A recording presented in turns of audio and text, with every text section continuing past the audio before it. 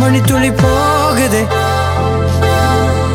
மார்பின் வேகம் கூடுதே மனமோ ஏதோ சொல்ல வார்த்தை தேடுதே கண்ணெல்லாம் நீயேதான் நிற்கின்றாய் விழியின் மேல் நான் கோபம் கொண்டேன் இமை மூடிடு என்றேன்